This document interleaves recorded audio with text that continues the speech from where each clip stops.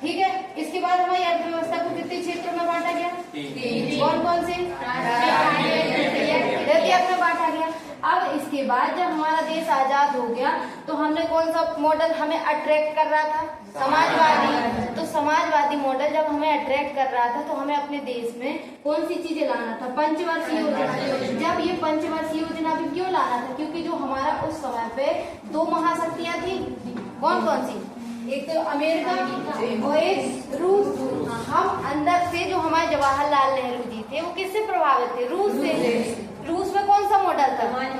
अब समाजवादी मॉडल को वो लोग कैसे प्रभावी बना रहे थे? काय के माध्यम से? पंचवर्षीय। तो हमने क्या अपना लिया? अब आएगा क्वेश्चन कि पंचवर्षीय योजना हमने किस देश से अपनाई?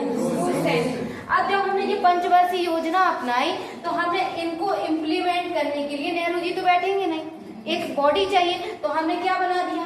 योजना। क्या बना दिया? योजना। ये कब बना? 15 मार्च 1950। इसके अध्यक्ष कौन होते हैं? प्रधानमंत्री।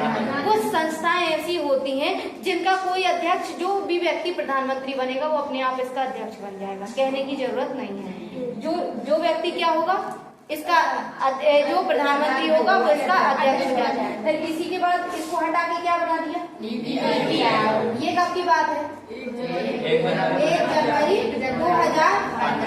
अब हमें पता तो होना चाहिए कि मैडम 1950 के बाद 2015 में ऐसा क्या हो गया इसके बीच कि हमें नीति आयोग बनाना पड़ा। तो हमें फिर से जाना पड़ेगा घटनाक्रम में। तो उसी घटनाक्रम को आज समझ लेना कि ऐसी क्या स्थिति है। तो हमने क्या बनाया? पंचवर्षीय योजना। जब हमने 1951 से 1956 तक कौन सी योजना आई? पहली पंचवर्षीय योजना में हमारे जो देश की जनसंख्या थी सबसे ज्यादा काय पे लगी थी? तो स्वाभाविक है हम काय पे फोकस करेंगे? प्राथमिक में भी काय में? अरे ये कोई याद करने की चीज है? अब ये जो उस समय के वैज्ञानिक रहे होंगे तो ये किस मॉडल पे आधारित थी? Harold Domar. कौन? Harold Domar. मतलब इन्हें पूरा ढांचा तैयार किया कि हम कैसे इसको इम्प्लीमेंट करेंगे। तो किस मॉडल पे आधारित थी? और काय पे पहली पंचवर्षीय योजना भी? कृषि थी। अब हमने जो हमारे देश के लोग थे वो दूसरे नंबर पे काय पे लगे थे? द्वितीय क्षेत्र में। द्वितीय मतलब उद्योग में। तो 1956 से 61 तक हम काय पे फोकस करेंगे? उद्योग मतलब द्वितीय क्षेत्र। अब समझ रहे? अब तीसरी कब आई? 1961 से 66 तक। ये पंचवर्षीय योजना है। मान लो हमने 100% लक्ष्य रखा। हमने लक्ष्य रखा, जैसे हर बच्चे जब कॉलेज में एडमिशन लेता तो सोचता है कि बीए में हम टॉप करेंगे, सोचता है, हर बच्चा सोच के आता है, भले उसका बैकग्राउंड कुछ भी हो। लेकिन जब वो पढ़ता है रिजल्ट कितना आता? 60% आता है। तो ऐसे ही हमने जो पहली पंचवर्षीय योजना है लक्ष्य रखा 100%, हम सफल कितना हुए? 60%। लेकिन बहुत है, बहुत है, क्योंकि हमारा देश उस समय कैसा था? अशिक्षित भारत, बेरोजगारी चरम पे थी, संसाधनों का अभाव था। ठीक है।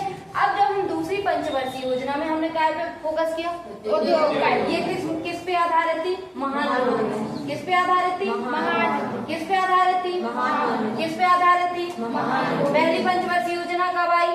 1960। काय पे फोकस थी? और किस मॉडल पे आधारित थी? दूसरी पंचवर्षीय योजना कब आई? किस मॉडल पे आधारित थी? ठीक है। काय पे फोकस किया गया?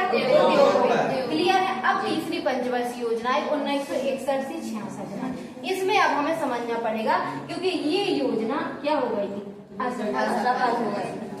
अब हम लिखवा दें तुम लोग को कि तीसरी पंचवर्षीय योजना असफल हो गई थी और तुम लोग को पता ना हो कि क्यों, तो तुम लोग याद करोगे तो कहो तुम दूसरी में भी क्या लिखा? असफल। कारण पता होना चाहिए। अब जब 1961 से 66 में हमने क्या रखा? तीसरी पंचवर्षीय का उद्देश्य रखा। इसमें 1962 में क्या छिड़ गया? भारत और चीन का युद्ध। किसका? बोलो सब। 1962 में किसका युद्ध हुआ? भारत और चीन का। 1962 में किसका युद्ध हुआ? भारत और चीन का। 1962 में किसका युद्ध हुआ? भारत और चीन का। 62 में किसका युद्ध हुआ? भारत और चीन का। हो गया।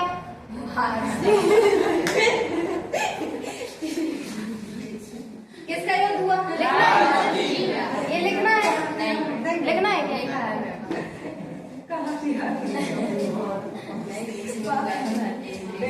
देखो तीसरी पंचवर्षीय योजना है 1961 से 66 तक। ये क्या हो गई असफल। लेकिन हमें शुरू में थोड़ी पता था, हमने जब 61 में बनाया तो हमें थोड़ी पता था कि ये असफल हो जाएगी। तो कुछ कारण रहे होंगे कि क्यों हुई। तो 1962 में किसका युद्ध हो गया? भारत और चीन का युद्ध हो गया। तो चीन जो है समझना, भारत हमारा कब आजाद हुआ? 15 अगस्त 1947। लेकिन हमसे बाद आजाद हुआ चीन 1949 में। लेकिन चीन एक सफल देश बन गया। जब 1962 में भारत और चीन का युद्ध हुआ तो हमारे जो देश के सैनिक थे उनके पास जूते तक नहीं थे चढ़ाई करने के लिए। तो कुछ कारण रहा होगा कि चीन सफल हुआ, रहा होगा ना। हम जब 1962 में भारत और चीन का युद्ध हुआ तो हम एक तरफा हार गए। क्या हार गए? एक तरफा।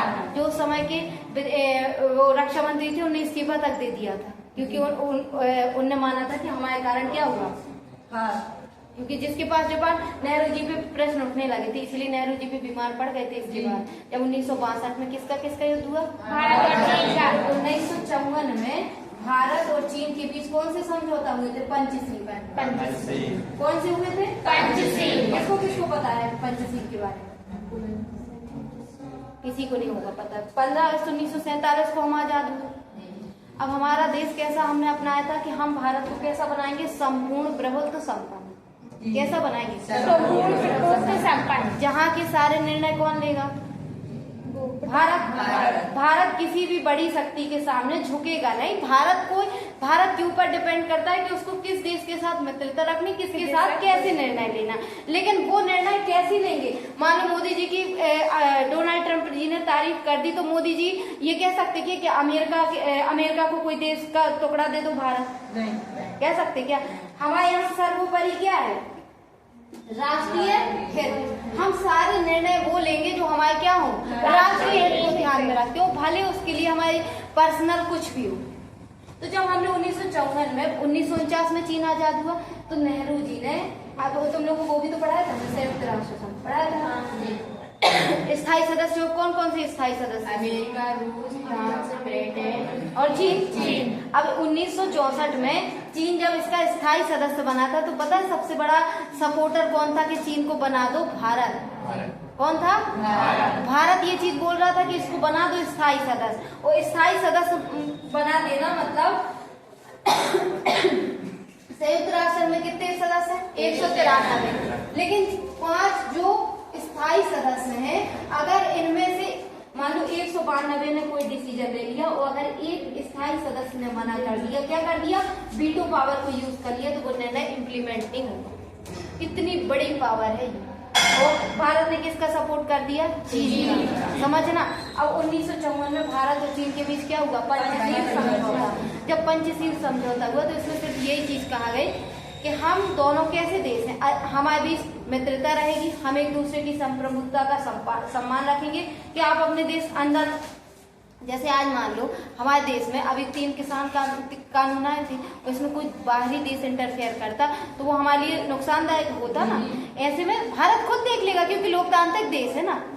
तो भारत ने कहा कि तो हम दोनों एक दूसरे के मैटर्स में इंटरफेयर नहीं करेंगे और एक दूसरे के साथ एक मित्रता पूर्वक संबंध बनाएंगे। ये कौन से थे? पंचशील समझौता। 5 सिद्धांत थे। जब ये हमारे साथ हुए और तब कौन से नारे दिए गए जब नेहरू जी चाइना गए? हिंदी चीनी भाई भाई।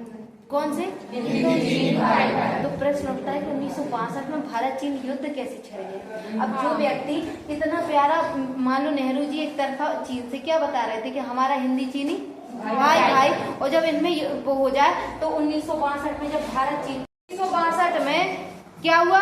जब इंडिया और चीन का युद्ध होगा तो नेहरू जी को झटका लगेगा कि खुशी होगी? लगेगा कि नहीं? पूरा देश हिल गया। जब 1962 में हमारे इंडिया और चाइना का युद्ध हो गया तो पूरे संसाधन क्या हो गए? युद्ध में चले गए। तो हमारी 3वीं पंचवर्षीय योजना में उसका भी असर पड़ेगा कि नहीं? क्योंकि हमें यहाँ भी तो पैसा लगाना है, सारे संसाधन लगाना। दूसरी चीज, हम यहाँ से संभले थे 1965 में किसने अटैक कर दिया? पाकिस्तान। उसका कारण क्या बताए थे? जब ये 1962 में इंडिया और चीन का युद्ध हुआ, 1964 में किसकी मृत्यु हो गई? नेहरू जी की। जब 1964 में नेहरू जी की मृत्यु हो गई तो 1965 में कौन प्रधानमंत्री बने? लाल बहादुर शास्त्री। लाल बहादुर शास्त्री को क्या समझा पाकिस्तान ने? कि इनमें दम नहीं है, छोटे कद काठी के, ज्यादा उनके पास क्या नहीं है? पावर नहीं है। तो इस पाकिस्तान ने उनको क्या कर दिया, अटैक कर दिया। जब 1965 में अटैक किया तो जो शास्त्री जी ने उन्हें एक कदम और आगे जाके किसको हरा दिया, पाकिस्तान को। जब अमेरिका ने क्या किया, इंटरफेयर किया, रूस ने क्या किया, मध्यस्थता की कि भारत और चीन के बीच युद्ध को रोका जाए। तब 1966 में कहाँ बुलाया गया नेहरू जी को, शास्त्री जी को, ताशकंद में बुलाया गया। ताशकंद एक जगह है, यहाँ बुलाया गया। यहाँ जब बुलाया गया तो 10 जनवरी 1966 को क्या हुआ, दोनों के बीच समझौता हुआ कि जो भी चीजें एक दूसरे की ले ली है वो क्या कर देंगे, वापस कर देंगे। अब जब ये 2 युद्ध हो गए, अब इसके बाद हमारी तीसरी पंचवर्षीय योजना क्या हो गई, अब जब 1966 में हमारे पास पैसा बचेगा कि नहीं बचेगा ना, तो 1966 से 69 के बीच क्या चला, योजना अवकाश योजना, कोई प्लान नहीं लाया गया क्योंकि हमारे पास क्या था, पैसा भी नहीं था और देश मानसिक रूप से भी टूट गया था। फिर इसके बाद 1969 से 74 में कौन प्रधानमंत्री बनी, इंदिरा गांधी। जब इंदिरा गांधी जी प्रधानमंत्री बनी तो 1971 में क्या हो जाता है कि कौन सा देश बन जाता है, बांग्लादेश। यहाँ बांग्लादेश को बनाने में किसका सबसे बड़ा योगदान है, इंदिरा गांधी का योगदान है। जब 1971 में बांग्लादेश बन जाता है तो हमारी जो 69 से 74 वाली योजना है ये सफल होगी ना, उतनी नहीं होगी, लेकिन हमारा मोटिवेशन तो यहाँ हम मतलब जीत गए ना, एक हमारे माध्यम से एक देश का उदय हो गया। तो इसके बाद 1974 के 79 तक 5वीं पंचवर्षीय योजना लाई जा रही। इस समय भी कौन रहता प्रधानमंत्री, इंदिरा गांधी। अब समझना 25 जून 1975 को क्या कर दिया जाता है, आपातकाल क्या कर दिया जाता है, आपातकाल जब घोषित कर दिया जाता है तो इस समय प्रधानमंत्री कौन रहती है, इंदिरा गांधी जी रहती हैं। तो ये इनका इस पे फोकस जाएगा क्या, और 1977 में जब ये चुनाव हार जाती तो किसकी पार्टी आ जाती, जनता पार्टी आ जाती। कौन बनते प्रधानमंत्री, मोरारजी देसाई बनते हैं कि नहीं। जब ये मोरारजी देसाई बनते हैं तो 1977 में ये कांग्रेस की चीज लाएंगे कि नहीं, आप लोग बताओ। पंचवर्षीय योजना नहीं लाएंगे। पंचवर्षीय योजना किसकी है, कांग्रेस ला रही है, और पार्टी किसकी आ गई, जनता पार्टी। उसका रुझान होगा क्या, वो तो जनता के सामने कुछ और तो ये क्या लिया है, रोलिंग प्लान। क्या लिया है, रोलिंग प्लान। तो 1977 से 80 क्या चलता है, रोलिंग प्लान। क्या चलता है, क्लियर हो रहा है ना। अब 1977 से 80 रोलिंग प्लान चलता है, तो 1980 से 85 कौन प्रधानमंत्री बन जाता है, इंदिरा गांधी। तो फिर क्या आएगी, 6वीं पंचवर्षीय। कोई याद करने की चीज है, नहीं हो रहा। अब बताओ समझ आ रहा कि नहीं। अब 1985 से 90 के बीच कौन प्रधानमंत्री बन जाते, राजीव गांधी। राजीव गांधी का है कि कांग्रेस की, तो 7वीं पंचवर्षीय योजना थी, ठीक है। अब 1990 में क्या होता है कि हमारे देश के पास इतना पैसा बचता है कि सिर्फ जो विदेशी भंडार है, जैसे हम अपने देश में अंदर कुछ भी कर सकते, मान लो हमारे यहाँ बहुत फसल हो जाएगी, हर चीज हो जाएगी, लेकिन क्या हमें ऐसे इतने सक्षम है कि हमें किसी बाहरी देश की जरूरत ना पड़े। आज हमारे यहाँ पर्सनल वाहन कितने यूज हो रहे हैं, पेट्रोल डीजल की आवश्यकता है, और पेट्रोल डीजल ये सब चीजें कैसे हैं, प्राकृतिक संसाधन है, इनको हम बना तो सकते नहीं, तो हमें ये दूसरे देशों से आयात करने हैं। तो इसके लिए हमें क्या चाहिए, FDI चाहिए ना, FDI समझते हैं, फॉरेन डायरेक्ट इन्वेस्टमेंट चाहिए। जब लोग विदेशी लोग हमारे देश में आके इन्वेस्ट करेंगे तब तो हमारे पास FDI आएगा ना।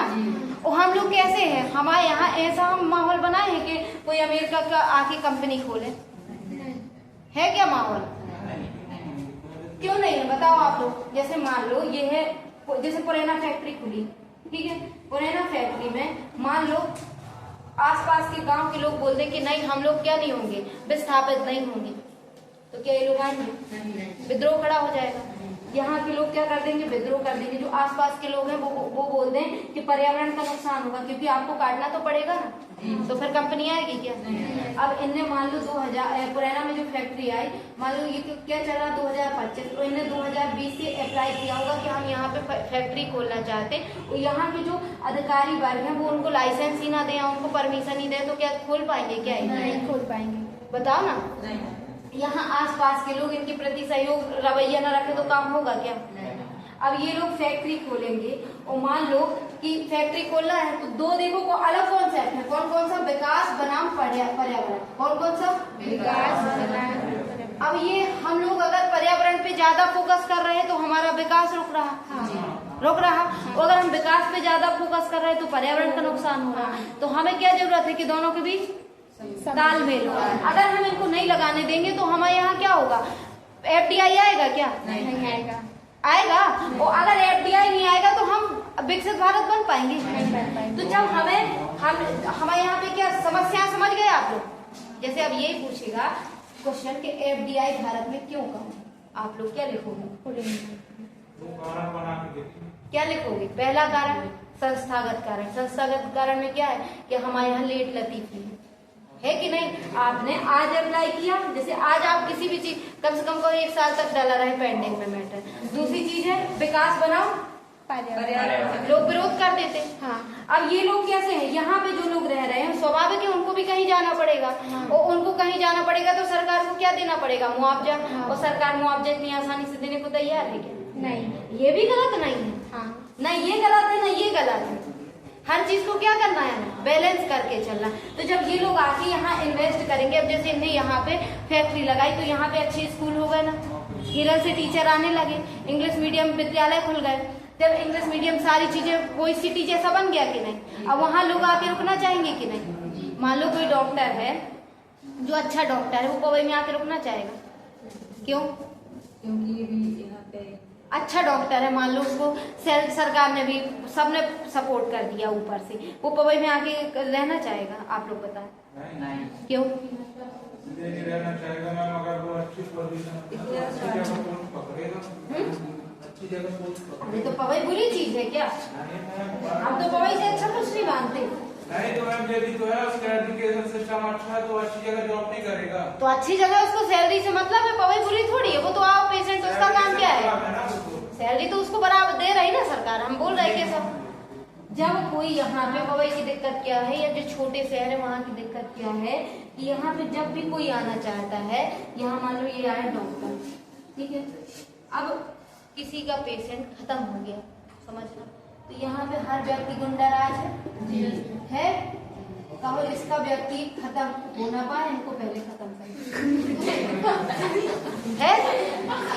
डॉक्टर नहीं आना चाहते, एजुकेशन वगैरह तो छोड़ो आप लोग, है ये कारण कि नहीं? अब ये आए अपने पेशेंट को लेके, मान लो सिर्फ इनको ब्लड टेस्ट करवाना है और डॉक्टर मान लो इनको अटेंशन नहीं दे पाए, तो ये कहो कॉलर पकड़ के क्या करते हैं? मार दे। मीडिया भी अपनी सब कुछ अपना है कि नहीं?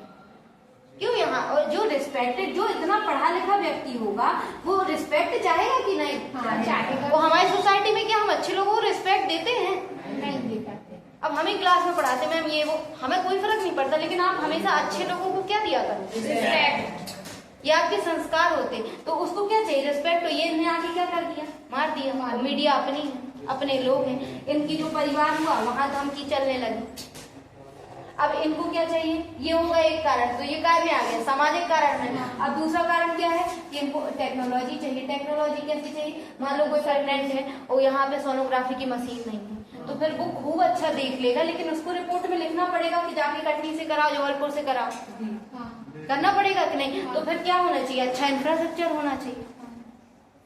दूसरी चीज है, हमारे यहाँ पे एक व्यक्ति या 2 व्यक्ति पूरे उसको संभालता है। डॉक्टर और नर्सों की बहुत कमी है या नहीं? अब इनको जब काम करना है तो इनको परफेक्शन चाहिए कि नहीं? आज हमारे यहाँ पे सारे डॉक्टर्स प्राइवेट क्लिनिक क्यों खोल रहे हैं? क्योंकि उन्हें पता है प्राइवेट क्लिनिक कैसे चला सकते। अब अगर कोई प्राइवेट क्लिनिक वाला डॉक्टर है, वो सोचे भी कि हम सरकारी सिस्टम को बदल सकते, तो क्या बदल सकता है? ऊपर से तो लोग जैसे लोग है ना, वो कहते हैं कि ये डॉक्टर ज्यादा बनता है, इसको हटाओ। लेकिन वो प्राइवेट में उसका क्या है? क्लियर है, ये उसका ऑफिस है, यहाँ पे उसकी क्लिनिक, यहाँ पे कौन बैठी? कॉल सेंटर वाली बैठी। आप फोन लगाओगे मैम आ जाएंगी, वो आपको एक क्लिक पे बताते हैं कि आ जाएंगे कि नहीं। यहाँ पे इनके वर्कर्स लगे हैं, नर्सें कैसी हैं? एजुकेटेड है, जो कि साफ सफाई 4 बार हो रही। आप कहाँ जाना चाहोगे? प्राइवेट। और प्राइवेट वाला क्यों सरकारी में ये नहीं कर पा रहा? कारण है ना, सरकार के भी कारण है, क्योंकि सरकार क्या नहीं दे रही? फंड नहीं दे रही, पैसा नहीं मिल रहा चीजों को। और सरकार भी जब पैसा दे रही तो क्या हो रहा? भ्रष्टाचार हो रहा। हर चीज एक दूसरे से क्या है? कनेक्ट है। अब हमने ये तुम लोग को बताया था कि 1990 के बाद पंचवर्षीय योजना नहीं आई, 91 से आई थी फिर। अब इसके बीच क्या हुआ, हमारे यहाँ एलपीजी लाया गया। एलपीजी गैस नहीं है, वो अलग चीज है। इसका फुल फॉर्म क्या है, लिबरलाइजेशन। लिबरलाइजेशन, जहां समझ में ना आए पूछ लेना। प्राइवेटाइजेशन और ग्लोबलाइजेशन। क्या है, इसको बोलते हैं एलपीजी। अब इसको हिंदी में देखो, इसको बोलते हैं उदारीकरण, उदारीकरण, निजीकरण और वैश्वीकरण। अब ये 3 शब्दों के अर्थ ज्यादा समझना जरूरी है कि इनके बारे में 2-2 पेज लिखना। अगर अर्थ समझ लोगे तो लिख लोगे कि नहीं? जब 1905 में हमारा स्वदेशी मूवमेंट लाया गया था, हम आप लोग को 2 चीज बताए थे। कौन से नेता थे, नरम दल और गरम दल। किसी को उदारवादी बोलते और उग्रवादी भी बोलते। उदार मतलब क्या होता है, जैसे यहाँ पे आप लोग बैठे हो, किसी की ड्रेस में गलती से पानी गिर जाए और वो बोलते कोई बात नहीं, तो ये कौन सा नेचर कहलाया, उदारवादी। उदारवादी। और पानी गिर जाओ, वो पहुंच जाए प्रिंसिपल सर पास, तो ये कौन सा नेचर, उग्रवादी। तो जब हम क्या लाए, हमारे यहाँ पे हमने कौन सा मॉडल अपनाया था, हमने जरूर मिश्रित मॉडल अपनाया था, लेकिन हम किसकी ओर अट्रैक्ट थे, समाजवादी थे ना। लेकिन हमें एक चीज समझ में आ गई थी 1990 में कि हम सिर्फ समाजवादी मॉडल के आधार पे देश का विकास नहीं कर सकते, तो हमें कौन से मॉडल पे भी फोकस करना होगा, पूंजीवादी। जब पूंजीवादी में क्या होता है, हर चीज क्या कैसे चलती है, मार्केट के अकॉर्डिंग चलती है। कैसे चलती है, अब ये यहाँ पे मान लो आपको दुकान खोलना है, क्या करना है, दुकान। जब आप दुकान खोलोगे, यहाँ निवेश करोगे, तो क्या होगा, लोगों को रोजगार मिलेगा, आपके पास पैसा आएगा। जब आपके पास पैसा आएगा तो आप मार्केट पे जाके खर्च करोगे। अब आपके दिमाग में आया कि आपको दुकान खोलना, और यहीं पे मान लो सरकार ने बोल दिया कि नहीं ये जगह गैर कानूनी है, तो क्या आपको लाइसेंस ही ना दे तो नहीं खोल पाओगे ना, तो रुक गया ना हमारे देश का विकास। छोटी चीज है लेकिन रुक रहा। तो हमने फोकस किया कि हमें अपने देश के जो रिजर्व था, विदेशी निगम, फॉरेन डायरेक्ट इन्वेस्टमेंट था, वो कितने दिन का बचा था, 15 दिन का बचा था। कितने दिन का बचा था, तो हम जो पेट्रोल डीजल जैसी मूलभूत चीजें हैं वो आज भी क्या कर रहे, आयात कर रहे। तो हम 15 दिन बाद क्या करते, इसलिए हमारे उस समय पे प्रधानमंत्री कौन थे, इनके नाम हमेशा आप लोग याद रखा करो, नरसिम्हा राव। कौन थे, कौन थे, कौन थे, नरसिम्हा राव। ये एलपीजी मॉडल लाया कौन था, डॉक्टर मनमोहन सिंह। कौन लाया था, डॉक्टर मनमोहन सिंह। समझ रहे ना, प्रधानमंत्री कौन थे, और उस समय पे मॉडल कौन लाया था, डॉक्टर। ये बाद में हमारे देश के प्रधानमंत्री भी बने ना, 2004 से 2014 तक। इनसे टैलेंटेड कोई प्रधानमंत्री नहीं, लेकिन आज लोग नहीं जान पा रहे क्योंकि इनकी जो कम्युनिकेशन शैली थी वो नहीं थी, योग्यता बहुत थी। तो मोदी जी पास क्या है, कम्युनिकेशन शैली है, योग्यता कम है। तो आज कौन ज्यादा राज कर रहा है, मोदी। लेकिन काम किसने ज्यादा किया, योग्यता किसके पास थी। जब भी आप लोग किसी के बारे में पढ़ा करो तो उसके सारे एंगल देखा करो, किसी के प्रति पक्षपाती मत हुआ करो कि हम बीजेपी को मानते, कांग्रेस को। ये व्यक्ति के तौर पे कौन कैसा है ये निर्णय किया करो, वो अच्छा भी होगा और बुरा भी होगा। अब जब ये एलपीजी मॉडल लाए, इनने क्या कर दी, जो हमारे बिजनेस के रूल थे उनको क्या बना दिया, इजी बना दिया। इनने कहा कि जो विदेशी कंपनियां उनको आने की क्या दो, भारत में अनुमति दो, क्या दो, और चीजों को क्या करो, आसान बनाओ। आसान कैसे, उनको जल्दी लाइसेंस मिल जाए। जैसे किसी का मान लो यहाँ पे किसी ने क्या किया, जब आपने कंपनी खोली, मान लो यहाँ पे दुर्घटना हो गई तो कोर्ट में केस चला गया, तो कहा जल्दी से जल्दी इनकी निपटारा करो ताकि क्या हो, हमारे देश में इन्वेस्टमेंट बढ़े। तो चीजों को जो अर्थव्यवस्था है उसमें क्या बना दिया हमने, सरल बना दिया। किसके लिए, विदेशी लोगों के लिए। तो उसको हम क्या बोलते, उदारीकरण। अर्थ देखो बोल रहा है ना शब्द, उदारीकरण काय में कर दिया, अर्थव्यवस्था में। दूसरा क्या है, निजीकरण। प्राइवेट जो है हम जो है बहुत देर से विकास कर पाए भारत। चीन हमसे पहले सफल हो गया। उसका सबसे बड़ा कारण क्या था कि हमारे यहाँ पे जो भी काम हो रहा था वो कौन कर रही थी, सरकार के पास लिमिटेड पैसा है, अमीरों से लिया गरीबों को दिया। लेकिन अगर यही आज शुभांशु शुक्ला अंतरिक्ष में गए थे, तो नहीं। शुभांशु शुक्ला गए थे अंतरिक्ष में? किस कौन लेके गया था? नासा लेके गया था। नासा वो स्पेस एक्स अब पता ही नहीं होगा। स्पेस एक्स नासा से जाते थे। नासा क्या है? जैसे भारत का क्या है? इसरो है। इसरो के बारे में कौन जानता? इसका फुल फॉर्म है, याद कर लो आप लोग, इंडियन स्पेस रिसर्च ऑर्गेनाइजेशन, भारतीय अंतरिक्ष अनुसंधान। अब जब ये वो है इसरो है, इसको कब बनाया गया था? 15 अगस्त 1969। अब पता है पेपर में क्वेश्चन आएगा कि जो इसरो है वो कौन सी पंचवर्षीय योजना में बना था, तो आप लोग वहां पे लॉजिक लगा लोगे कि नहीं? कब बना था इसरो? 15 अगस्त 1969।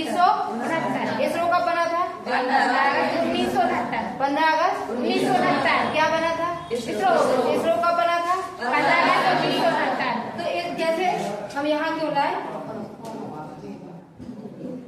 शुभांशु शुक्ला प्राइवेट एजेंसी के माध्यम से अंतरिक्ष में गए, लेकिन जो हमारे राकेश शर्मा गए थे, कब गए थे?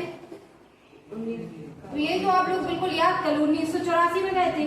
उसके बाद ये गए ना अभी, तो ये किसके आधार पे गए थे? जब सरकार ने टोटल सपोर्ट किया था। किसने किया था? सरकार। लेकिन शुभांशु शुक्ला को किसका? दोनों का सपोर्ट मिला, सरकार का भी और प्राइवेट का। तो निजीकरण से क्या होता? आपके देश में जैसे एरोप्लेन चल रहे थे हमारे देश में 15 अगस्त 1947 से 1990 तक, तो वो एरोप्लेन चल रहे थे जिनको सरकार चला रही थी, वो हॉस्पिटल चल रही थी जिनको सरकार चला रही थी, वो विद्यालय चल रहे थे जो सरकार चला रही थी। आज हमारे देश में अगर प्राइवेट स्कूल ना हो तो एजुकेशन का क्या लेवल होगा? सोच सकते हैं आप लोग, प्राइवेट हॉस्पिटल ना हो तो कितने लोग मर जाएंगे? बहुत। तो हमने जब क्या किया, काय पे फोकस किया? जब हमने यही निजीकरण, यही आप प्राइवेट चीजों को खोलने की क्या दो? अनुमति दो। मालूम सरकार ना दे अनुमति तो आप खोल सकते हो क्या? नहीं। तो हम क्या लाए 1990 में? उदारीकरण, निजीकरण। अब हम कौन सी चीज लाए? वैश्वीकरण। हमारे भारत की संस्कृति कैसी है? वसुदेव कुटुंबकम की है, सर्वधर्म समभाव की है, अहिंसा जैसी चीजें चरम पे हैं कि जो जैन लोग होते वो चींटी को भी नहीं मारते। अब लेकिन वही आप वहां चले जाओ, चीन में चले जाओ तो मोमोज सबने खाए हैं। अब चीन में चले जाओ तो यहाँ पे जो मोमोज वगैरह बनते हैं वो कैसे बनते हैं? वहाँ पे मीट वगैरह होता है, वहाँ के लिए नॉर्मल चीजें हैं। लेकिन क्या ये आप भारत में बेचोगे तो कोई खाएगा? नहीं खाएगा। तो हमने क्या अनुमति दी कि जो विश्व की चीजें हैं वो कहाँ है? भारत में है। कहाँ है? तो जब हमने कहा कि ये चीजें मान लो ये हमारे देश को तो खाना नहीं है, लोगों को छूना ही नहीं है, नवरात्रि में तुम दे दो किसी को, तुम्हारा मर्डर कर देगा है। जब ये चीज हुई तो हमने क्या किया? हमने मोमोज तो खाए, लेकिन हमने उसमें क्या भर दिया? पत्ता गोभी। ये हमारी संस्कृति आ गई ना, चीज वही है लेकिन हमने अपनी संस्कृति डाल दी उसमें, वो हमें वो अच्छी लगने लगी। अब अमेरिका में गटा पैंट चलता है, अब हमने उसमें धागा लगा दिया। भारत की यही तो वैश्वीकरण है। हमने क्या किया? दूसरे देश हैं उनसे कहा भारत आओ, आप बेचो यहाँ पे। हमने अपने मार्केट को उनके लिए खोल दिया। लेकिन जब वो आए तो उन्होंने देखा कि भारत के लोग कैसे हैं। जैसे इनको अगर मान लो कोई विदेशी चीज बेचो तो ये लोग तो दूर भागते हैं। अब अमेरिका में जो लोग कपड़े पहनते हैं वो भारत में पहनते हैं क्या? नहीं पहनते। तो उनको तो लॉस होगा। क्या होगा? लॉस। तो उन्होंने क्या किया? उन्होंने अपने दिमाग को समझ लिया कि नवरात्रि में ये लोग कैसे रहते, शुद्ध शाकाहारी। कैसे रहते? शाकाहारी। तो वो शाकाहारी खिचड़ी बेचने लगे। बर्गर, हॉट डॉग, पिज्जा जैसी चीजें हैं ना, उसमें भी क्या डालने लगे? सब्जी डालने लगे, लोग हम खाने लगे। तो ये क्या है? ये है वैश्वीकरण। और 1990 के पहले अगर ये चीजें ना आती तो आज तक हम क्या खाते होते? सिर्फ रोटी सब्जी। हम भारतीय, हमें बड़ी दिक्कत होती नई चीजें अपनाने में। तो हम इनने क्या किया? जब वैश्वीकरण आया तो वो क्या भारतीय संस्कृति को समझ गए, और वैश्वीकरण आया तो दोनों के बीच क्या बना दिया? बैलेंस बना दिया और उससे चलने लगा। आज आप यहाँ सब ड्रेस कपड़े जो भी पहने हो, आपको पता है कि आप क्या अमेरिका का पहने हो, क्या रूस का है, क्या चीन का है, किसका मोबाइल का है। यही तो वैश्वीकरण है। इसको क्या बोलते हैं? ग्लोबल विलेज बोलते हैं, वैश्विक गांव। यहाँ पे अपने देश की सीमाएं खत्म हो जाती। क्या हो जाती? यहाँ ये नहीं रह जाता कि ये भारत ये चीन है, ये यहाँ सब एक बन जाते हैं। लेकिन भारत में हमें काय पे फोकस करना, काय पे करना? हमें भारत को विकसित भारत बनाना है। हम 1947 में आजाद हुए, समझा करो आप लोग। 15 अगस्त 1947 में आजाद हुए और 1990 में हमारी स्थिति क्या आ गई कि हमारे पास सिर्फ 15 दिन का विदेशी मुद्रा भंडार बचा था। कारण क्या था कि हम टोटल काय पे फोकस कर रहे थे, और हमने अपनाया क्या था? जब हमने ये इस पे फोकस किया तो हमने फिर क्या हम लेके आए अपने देश में? LPG reform. क्या लेके आए? एलपीजी। यहाँ तक सब समझ में आ रहा ना? एलपीजी मतलब लिबरलाइजेशन, एलपीजी मतलब लिबरलाइजेशन, एलपीजी मतलब लिबरलाइजेशन, प्राइवेट, और पी मतलब प्राइवेटाइजेशन, जी मतलब ग्लोबलाइजेशन, लिबरलाइजेशन, बोलो लिबरलाइजेशन, प्राइवेटाइजेशन और ग्लोबलाइजेशन, और रिफॉर्म में सुधार। अब बोलते हैं कि मैं मतलब इंग्लिश में नहीं बोला करूँ, तो आप लोगों को अच्छा लगता है ये चीजें सीखना कि नहीं? हाँ, पक्का? नहीं तो हम ये भी हिंदी में बता दें, उदारीकरण, नहीं निजीकरण और वैश्वीकरण। ठीक है, समझ गए? अब जब हमारे पास 15 दिन का विदेशी मुद्रा भंडार बचा था तो हम अपने देश में क्या लेके आए? LPG reform. हमने क्या कर दिया? चीजों को आसान बना दिया। जो निजी कंपनियां थी उनको छूट दे दी कि आप क्या करो। दूसरी बात, जो अमीर है उनसे क्या कहा? आप भी इन्वेस्ट। अब आज हमारे देश में मानते हैं कि हमारे देश में मोदी जी सब कुछ है, लेकिन मान लो जैसे अंबानी लोग हैं, टाटा, रतन टाटा जैसे लोग हैं, अगर ये देश में एक नवाचार न लेके आए। अब पता है आपको, जो अल्टो कार है, अल्टो कार है ना, अल्टो कार कितने की आती होगी? 4 लाख समथिंग आती होगी, और भी अगर ले लो तो 2 लाख में भी आपको कार मिल जाएगी। एक बार क्या हुआ, रतन टाटा खड़े थे, तो उन्होंने देखा कि बच्चे स्कूल जा रहे थे लेकिन बारिश हो रही थी, तो बच्चे गीले हो रहे थे, तो उन्होंने कहा कि हमें ऐसा बनाना कि कम पैसे में क्या हो, कार बन जाए, ताकि क्या हो, छोटे लोग हैं उनके पास भी चीजें हो जाए। आज हर 10 घर में कारें हो गई, भले कुछ भी हो। तो ये किसका श्रेय था? जो अमेरिका में बन रही है वो 1-1 करोड़ की कार बन रही है। कैसी बन रही है? 1-1 करोड़ की। भारत वाले ले पाएंगे क्या? तो हमारे जी ऐसे लोग ना हो तो क्या हम लोग आज नए आगे बढ़ पाएंगे? नहीं। तो रतन टाटा ने कहा क्या बनाई? Nano car. आज हर घर में है कि नहीं? हर घर से तात्पर्य क्या है? अमेरिका में हर व्यक्ति कब अमीर माना जाता है? एक नॉर्मल फैमिली क्या होती, उसके घर में एक कार होगी, एक व्यक्ति जॉब में होगा अच्छा खासा। लेकिन इंडिया में कैसा है? इंडिया में गरीब कौन नहीं है जो 3 चीजें पूरी नहीं कर रहा? कौन सा? अगर ये 3 चीज पूरी कर रहा तो उसको एक ठीक मानेंगे। हाँ, फिर तो ऐसा है कि कोई पैमाना नहीं है। कई लोग मान लो कि आपके पास सब है फिर भी बोलते हम गरीब हैं, और कई ऐसा है जिनके पास कुछ नहीं वो फिर भी अमीर मानते। तो ये क्या है? इसकी अलग डेफिनेशन है।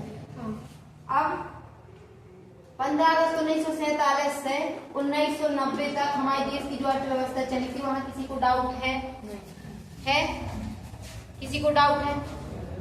अब 1990 में हमने क्या अपना दिया? 91 में एलपीजी रिफॉर्म अपनाए। इस समय प्रधानमंत्री कौन थे? नरसिम्हा राव। कौन थे? नरसिम्हा राव। अब यही है, आप लोग पेपर देने जाओगे वो क्वेश्चन आएगा, जब एलपीजी रिफॉर्म आए थे उस समय प्रधानमंत्री कौन थे? आप लोग लगाओगे मनमोहन, जबकि आप लोग भी सही हो, क्योंकि हाईलाइट कौन है? एलपीजी रिफॉर्म कौन लेके आए थे? लेकिन प्रधानमंत्री कौन थे? नरसिम्हा राव। समझ रहे ना? कौन थे प्रधानमंत्री? नरसिम्हा राव। तो ये चीज आपको समझिए। अब जैसे पूछ लेगा आपसे कि उस समय पे राष्ट्रपति कौन थे, ये तो दे दो अलग बात है, बताएंगे ना? बताओ। आर वेंकटरमन। कौन थे? आर वेंकटरमन। कौन थे? तो इनके बारे में सिर्फ आप लोग जब इनके नाम लोगे ना तो आप लोग के अंदर एक अलग पॉजिटिविटी अपने आप आने लगेगी। जैसे डॉक्टर एपीजे कलाम का नाम लेते हो तो अच्छा फील होता कि बुरा? अच्छा। जैसे इन लोग का नाम लोगे तो अच्छा फील होगा कि बुरा? अच्छा। अपने आप इनके जो गुण होंगे अपने अंदर आने लगेंगे कि नहीं? तो ये कौन थे? राष्ट्रपति थे। प्रधानमंत्री कौन थे? और लाया कौन था? एलपीजी मनमोहन सिंह।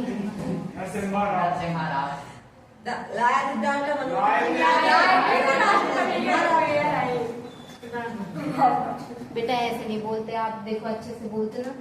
जब 1990 में एलपीजी रिफॉर्म आ गए, अब इसके बाद हमारे देश की क्या होगी, स्थिति चेंज होगी जी, बदलेगी। अब हमारे यहाँ पे हमने काय पे फोकस किया, विकास। विकास में कौन सी 3 चीजें मूलभूत है, शिक्षा, स्वास्थ्य और जीवन स्तर। जीवन स्तर समझते हो आप? मान लो कोई 30 साल में मर रहा है तो हमारे देश को तरक्की मानेंगे कि लॉस? मानेंगे कि नहीं? क्योंकि हमने जहाँ उसमें पूरा समय लगाया, वो जब उससे देश को कुछ मिलना था तब वो चला गया। तो हमने काय पे फोकस करना था, तो हम इसके लिए कौन से सर्व शिक्षा अभियान, पता है, स्कूल चलेगा। किसने किसने सुना था? आया कि नहीं? अब इसी को हमने इम्प्लीमेंट करने के लिए क्या कर दिया, हम 86वां क्या ले आए, संविधान संशोधन। ये कि पता है क्या लिखा है, कॉन्स्टिट्यूशनल अमेंडमेंट एक्ट, इसको बोलते हैं संविधान संशोधन। ठीक है, कौन सा लाए, 86वां संविधान संशोधन कब आया, 2002 में।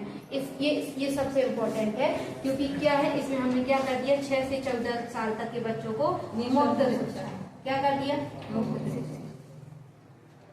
हमारा देश कैसा था, अशिक्षित भारत था, गरीबी चरम पे थी।